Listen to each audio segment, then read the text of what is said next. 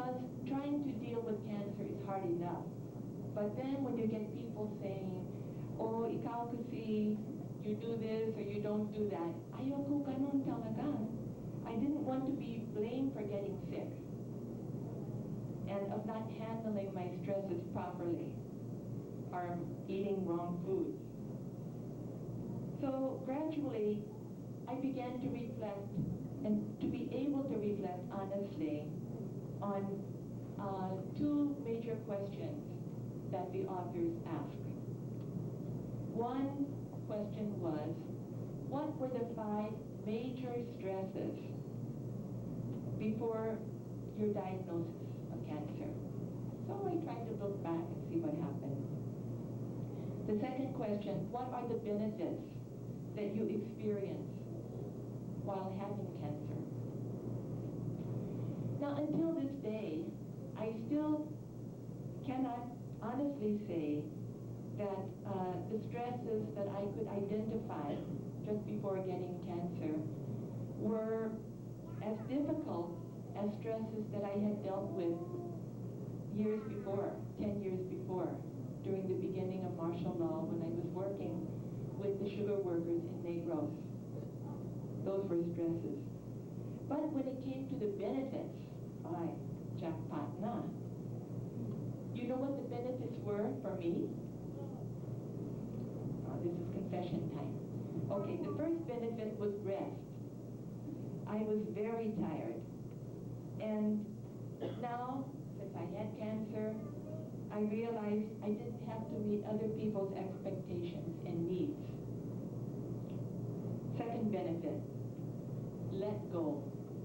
I was involved in programs and projects that were very interesting, but also difficult programs, working with the poor for community-based health programs and looking for money and developing staff. So I could let go.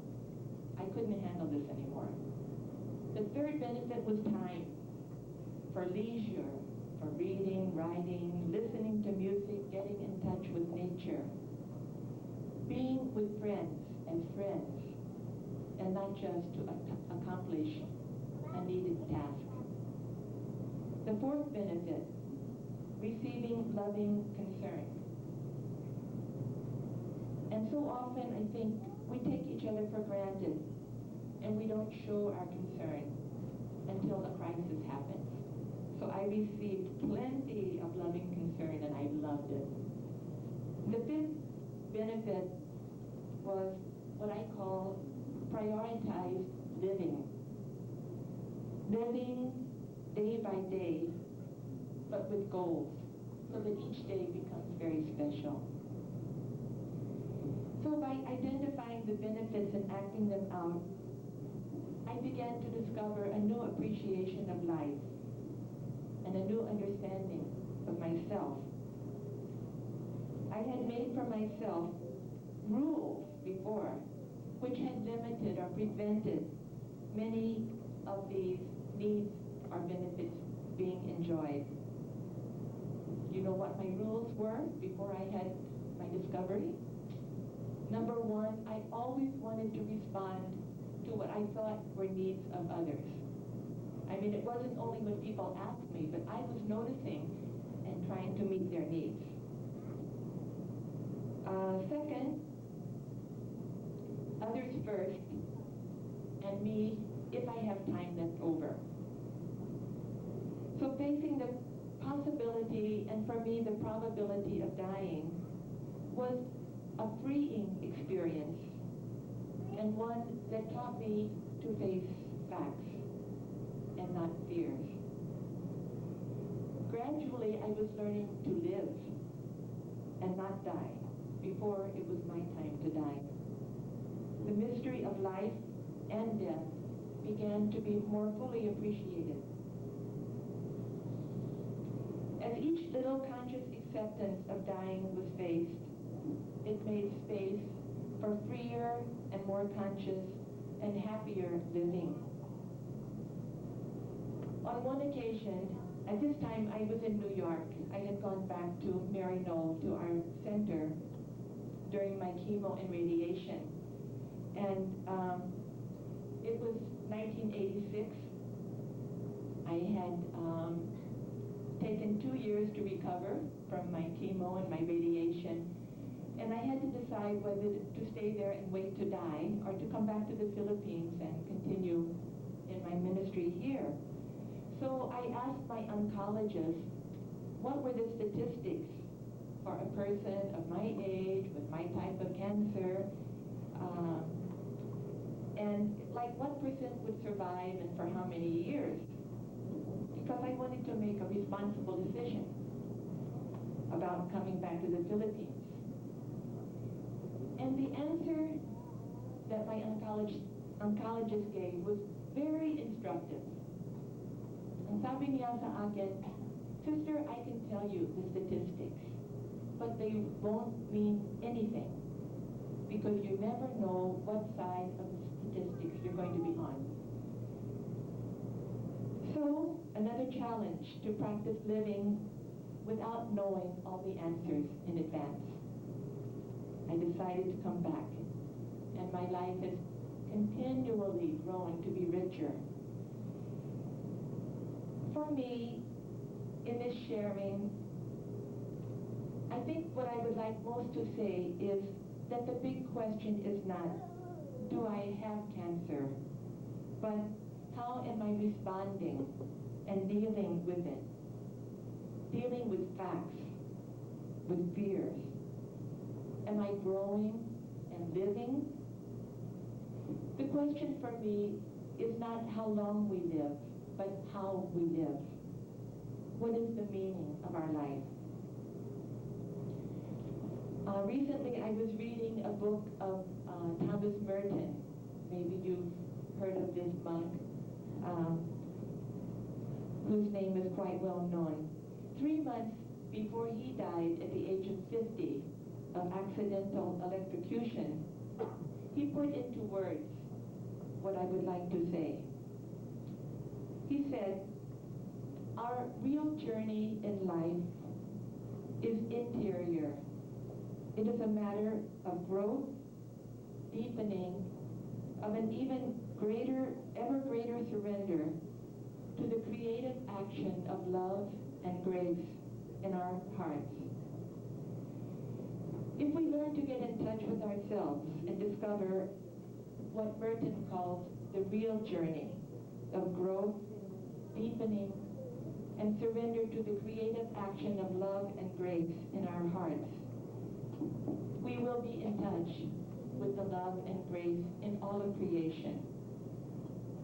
And we will learn to love life, to celebrate it, and to nurture it.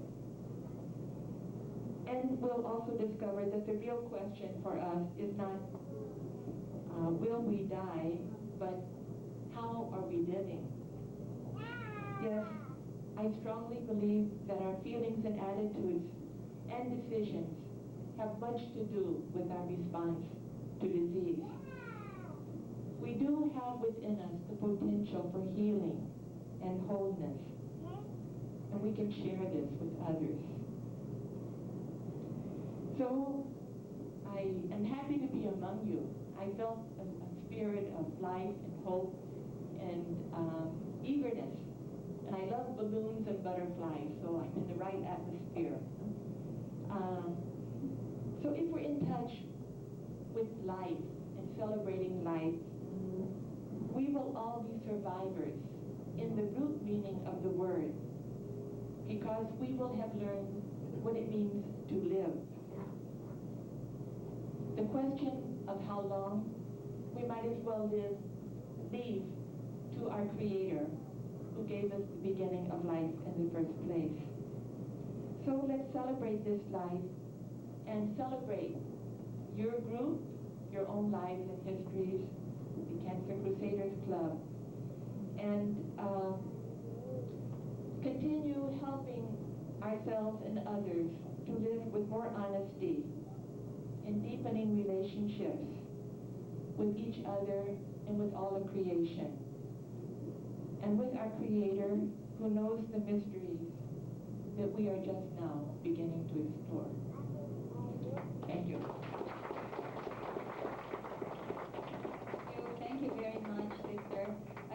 wondering, is Mayang your Filipino name? Oh, Mayang is my Filipino name. I tell people that I was baptized in the States. No, I was born in the States, but I was baptized in the Philippines. And when I worked in the Philippines, my friends there called me Mayang. And my baptism was really learning the discovery of God and Jesus Christ and salvation through the experience of the poor Filipinos. And it's been a gift. Thank you very much. And I'd rather call you Mayang because your name is very difficult to pronounce. Thank you very much, sister. I'm sure your words more or less have found, well, or touched some chord in all of us who have gone through the, what you might call the gauntlet of indecision, of suffering, of fear, and doubt. I can only hope that, well, and I know that I should have heard that talk perhaps 6 years ago, to have made myself more prepared. Anyway, I love the philosophy behind it. The theory, not only the theory, but the idealism, that we indeed celebrate life. That perhaps when we talk of these strains of mortality, we really are talking of these strains of immortality, if it is really the beginning of life without end. In the final sense, all of us are going there. If it teaches us really how to live, really survive life itself, as Sister Mayang says, then we shall be profited 1,000-fold from her suffering, from her experience, and the quality of life that she now enjoys, because she has gone through the gauntlet, pain, suffering, hope, and faith. Thank you very much, sister.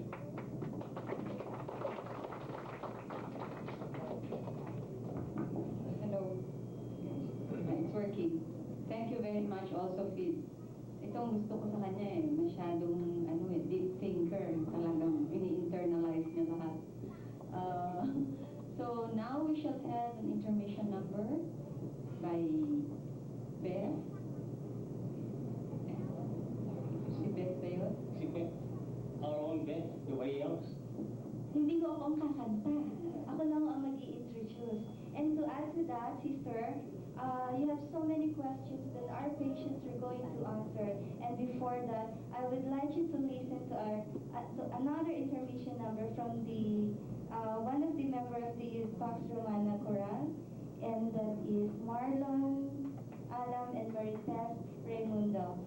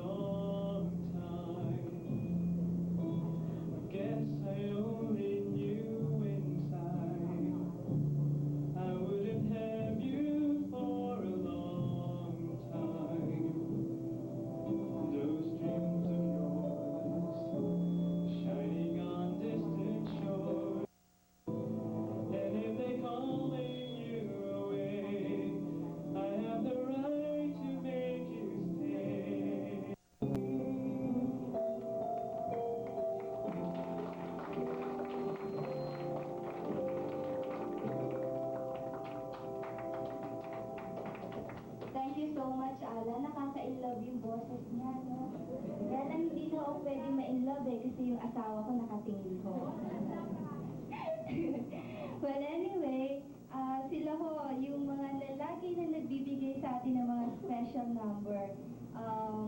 So again, tatawagin ko ulit another one from the Pax Romana of the UST Conservatory of Music. Let us all welcome Jennifer.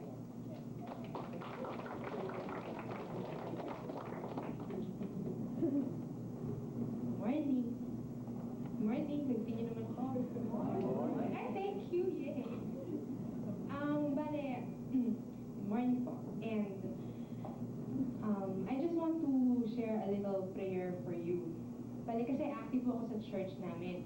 So, yung mga youth doon, pag nag-gather, meron silang prayer for the sick. Ang sabi nila, blessed are the sick. So, siguro, kasi, parang, ang sabihin nila yan, thank you Lord, kasi parang mas na-experience yung suffering niya na nadama niya dati, di ba?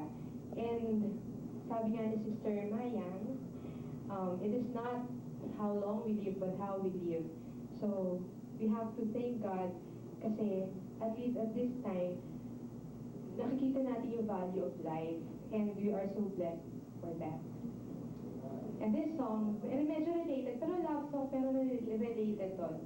Kasi yung when we fall in love, not with other people, but with God. So this, when I fall in love.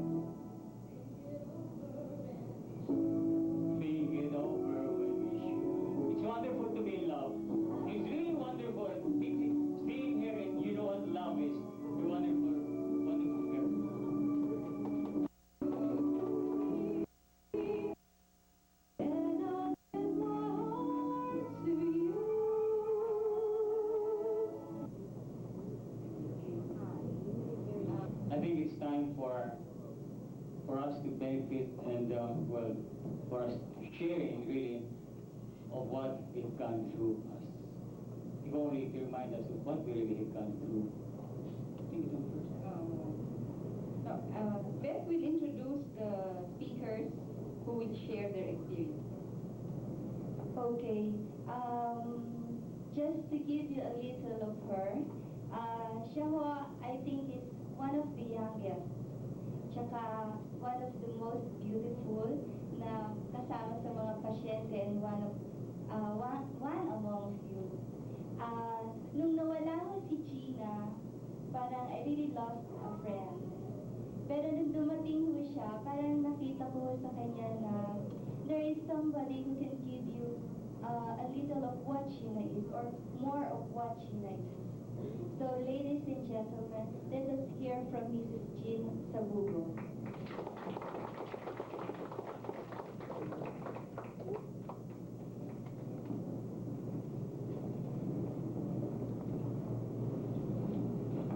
Mabel, saan ka na? Sabi ko sana pinasayaw mo na lang ako. Because frankly ho, hindi ako sanay na magsalita sa mga gatherings. This is my first time. Mag-share ako. But since I was up by bed, nakakahiyang tanggihan eh. Anyway, I would like to greet you all pleasant good morning. Nung last year ho, July last year,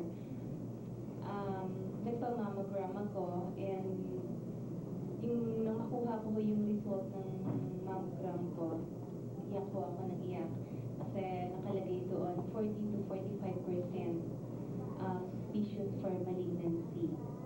Kasi una kong iniisip, sabi ko, Lord, 5 years old pa lang ang anak ko, sabi ko, ayoko pang mamatay. Yun kaagad ang takbo ng isip ko. Kasi ho, hereditary sa amin yung cancer na yan. My father died of cancer, and actually my mom also, may cancer din ho siya ngayon. And then, ako nga. And so, pumunta ako sa doctor ko, binigay ko yung resulta ng mammography. And sabi niya sa akin, huwag ka munang mag-iisip ng hindi maganda. Kasi nakalagay dyan suspicious for malignancy. So, sabi niya, meron ka pa namang malaki-laking porsyento na hindi yan cancer. Tapos, ang ginawa, tinanggal mo yung bukol. So, yung time na tinanggal mo si bukol,